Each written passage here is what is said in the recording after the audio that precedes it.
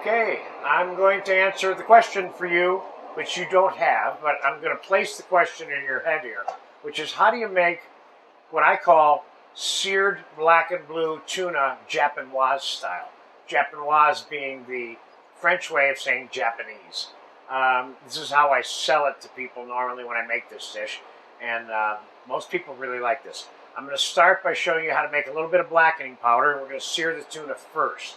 Now this is a real-time video in terms of how long it takes to make this. So this is a 6, 7, 8 minute set here, okay? So first I'm going to take a little bit of paprika and put it on the plate to make the blackening powder. I'm going to use paprika as the main base for this. And we're going to put a little bit of cayenne pepper in here. You want to make sure you don't make this thing too hot. And a little bit of white pepper in here. And a little bit of black pepper in here. And a little bit of salt. Now typically blackening powders are made with this variation and often with garlic powder. So I'm going to mix this together.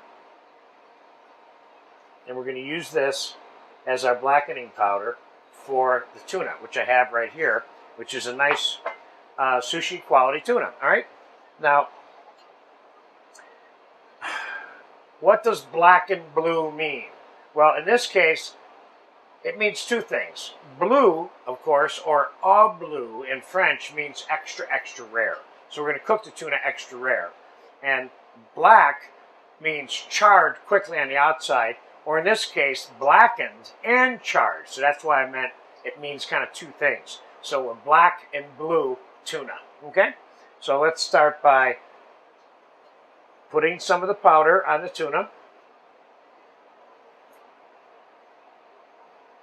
I'm going to do 2 pieces here. We don't need both of these pieces, but one of them is not enough. So, all right, now I'm going to take and put olive oil on the tuna, like so. And I'm going to put some sesame on the tuna. Okay. Then I'm going to do the same thing on the other side.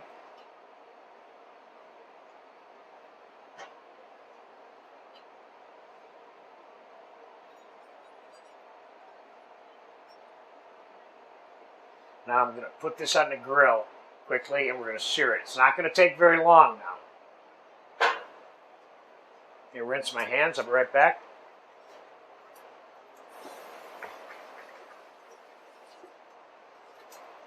Now I want to get this over and done with quickly. One way to do it is just add a little more olive oil on your grill. It might give it a little bit more intense heat to get it charred on the one side. And I would say that it's done right now on that side. And now I'm turning it over on this side. I'm going to give it a little bit more oil again. You get a little intensity on the flame. Then we're going to get it off of the grill so that it stays extra, extra rare. This is very important. This is so easy to overcook. And I'm taking it off right now. Okay? That is a done deal there. Okay? Now we're going to put this aside, and I'm going to show you how to assemble this dish. And I have, shut that grill off. Now, I have a series of little things to tell you as we're going through this next process. I have some blanched fettuccine here, and this is, I really love this particular fettuccine, or you can use pappardelle for this if you want. I prefer the fettuccine, but I like the pappardelle, unfortunately. So I have some blanched fettuccine here. And what I'm going to do is I'm going to drop it in hot water.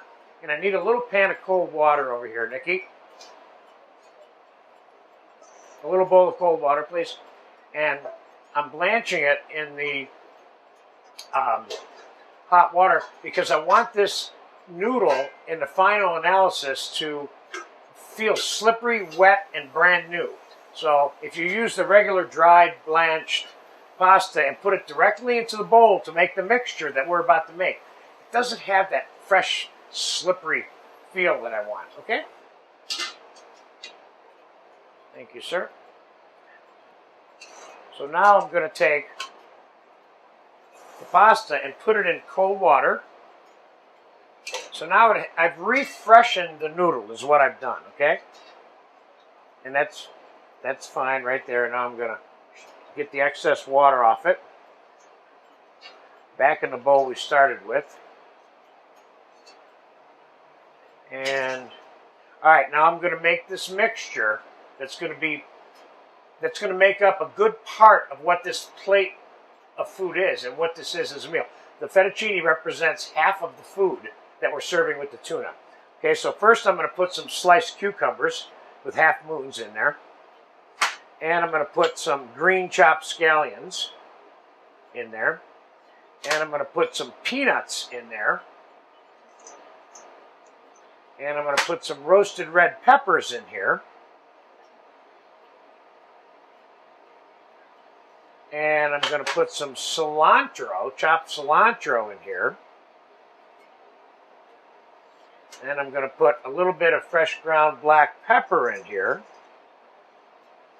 Then I'm going to put a little bit of olive oil in here. Then I'm going to put a little bit of peanut sauce in here. This is the primary flavor that you're putting on this combination of ingredients that we're going to toss together here. And that is all of those. That's everything that's going in there, okay? Now, I'm going to toss this together.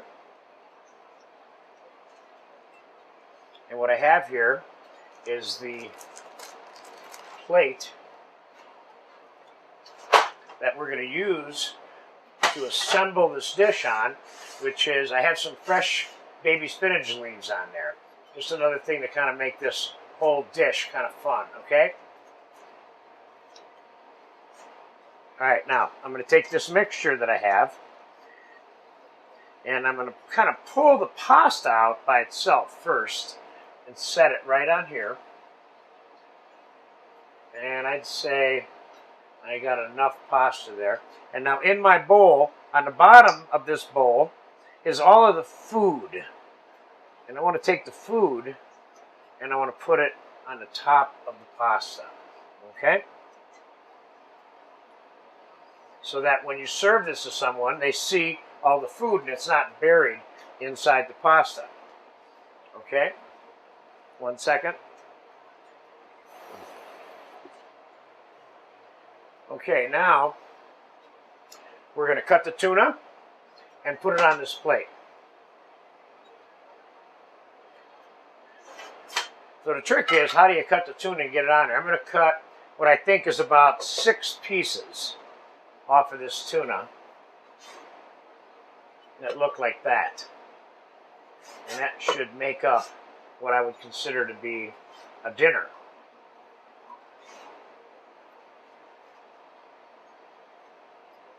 Cutting them on a slight angle here. I got 1, 2, 3, 4, 5. Let's cut one more. See how nice and rare this is? Okay. Now we're going to push the tuna into the pasta so it doesn't slide around. We're going to make ourselves a little pinwheel of the tuna here.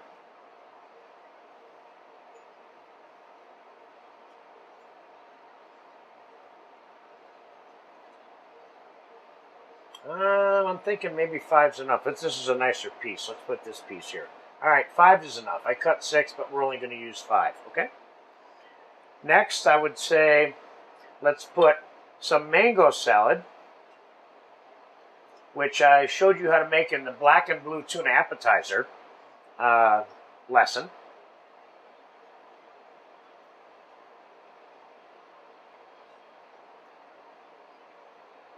And we're going to put some Japanese seaweed on top, which I love. Okay. And we're going to put some garnishes around the sides of this, very carefully. We're going to put a little bit of wasabi mayonnaise here. We're going to put a little bit of soy mustard sauce here. which we have a lesson for. We have a lesson for both of these in terms of how to make them. I'm going to put a little bit of sweet soy. We have a lesson for sweet soy also. And then I'm going to put some pickled ginger in the 4th position. See, I've got 1, 2, 3, kind of keeping this a little bit symmetrical in terms of the position of the stuff that's going with it, okay? And we're very close to this being done now. Now, I'm going to take some olive oil and put it on the tuna directly, nice and shiny. I'm going to put some more green scallions on the top of this dish. And then I'm going to sprinkle it with a few more sesame seeds. And there you have it. This is a done deal. Here, just for fun, we'll put a couple more peanuts on there if you want. But this dish is guaranteed to satisfy.